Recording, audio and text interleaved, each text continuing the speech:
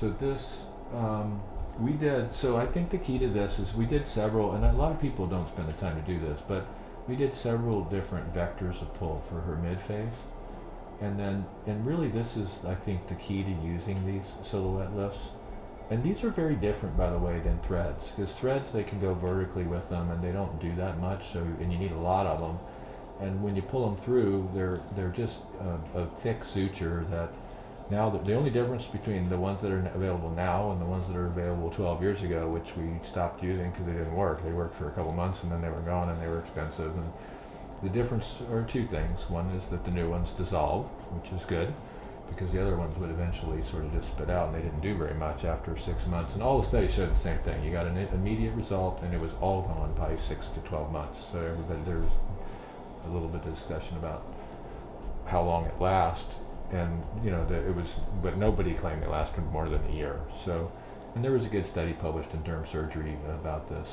That's the Derm Surgery Journal, the Blue Journal. So anyway, the main thing about this we were talking about is vectors of elevation, and this, they actually pretty much, in my opinion, they are best if we really kind of emulate what we do with a facelift in the mid face.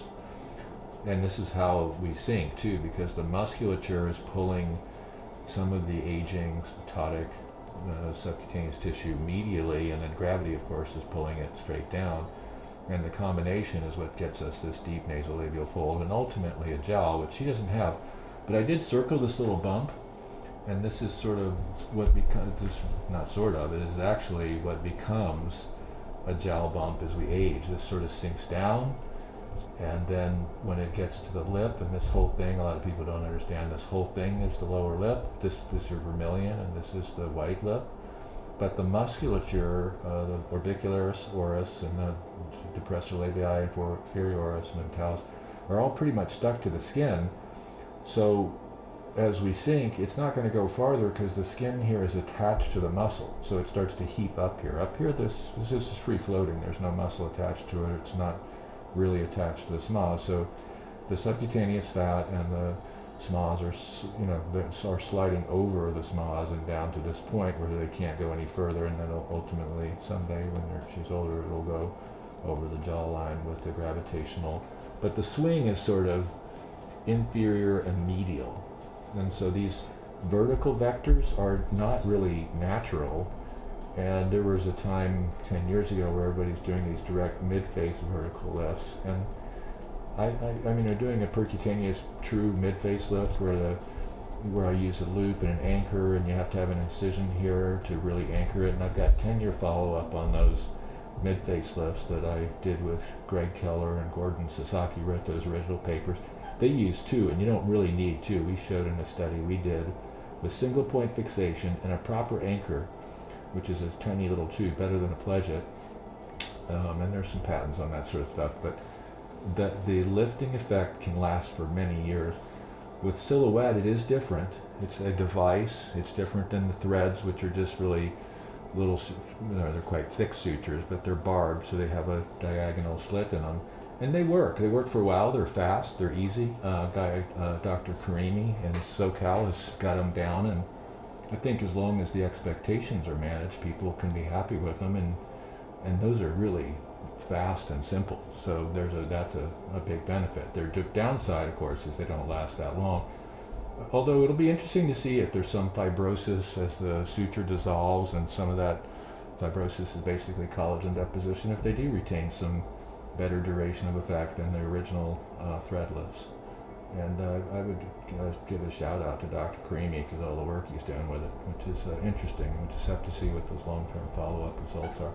But this is a device, and it has cones that are bidirectional. Cones are tiny, and we want to go into a midpoint here. I measure this so I can see about how much distance. I'm going to come out somewhere in her hairline here. This is close to 11, so about 5 to 5.5 centimeters is our midpoint. And the midpoint's important because this suture, the cones are bidirectional, and everything on this side the cones are going to point down, and everything on this side the cones tip are going to point up.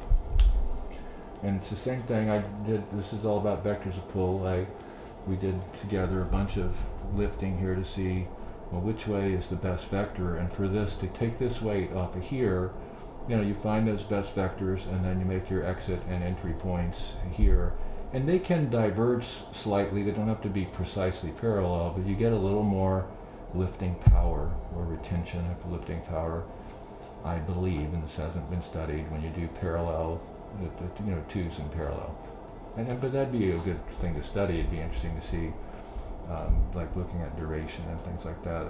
But this is the marking, and the thing I was mentioning earlier is this little fat pocket here, little fat pad of subcutaneous fat, is not ubiquitous. Not everybody has it, but those who do, it definitely is a sort of a nemesis of a facelift, because even when you do a facelift, you see she still has a little bump.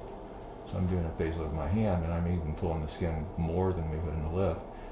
And including the Maas, that pocket stays there. So we've been doing little drops of Kybella, deoxycholate, off-label, subcutaneous only, and that's been a nice, we'll write a paper about this at some point, but that's been a nice improvement for this little area. And it'll be a sort of add-on to our study on small fatty deformities, where we've looked at them all over the body, including cellulite, and I think deoxycholate may be the, in combination with other therapies, may actually be the cellulite cure. But that's another story for another day.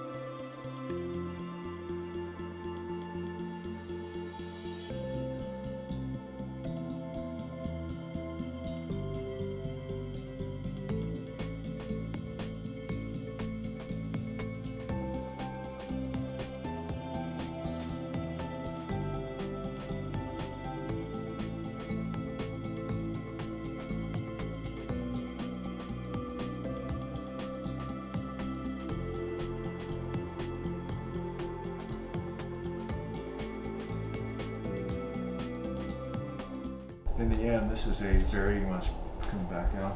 So in the end, this is a really nice, minimally invasive lift that gives her a 2-year duration of effect. You can see that she has a little bit of swelling at the entry-exit sites, but nice contour of face, nice improvement in where we identified earlier some bulging right at the labiomandibular line here, the so-called marionette line, and also tremendous amount of flattening, if you will, of the deeper, she's got really good cheek volume, but to bring it back up. And this superior, these straight up vectors have been discussed before, and I really have tried all these different ways, and we did the mid-face straight vertical lift in the past with eyelid incisions. And this is the way gravity and muscle action takes the tissues as more diagonal, inferior, and medial. So I just try to reverse exactly what nature is doing, which is not just gravity. It's also the pulling action of all the facial muscles, which really in the lower face are all central. They're all, medial to almost all of them are medial to the mid-pupillary line. There's not very much musculature, a little bit of the zygomaticus major and minor, but all of that action of the muscles working constantly are literally pulling the skin toward the midline along with gravity. So we're reversing some of that, which is the diagonal pull that we do with a Maas lift, and that's the way to I think get the best results.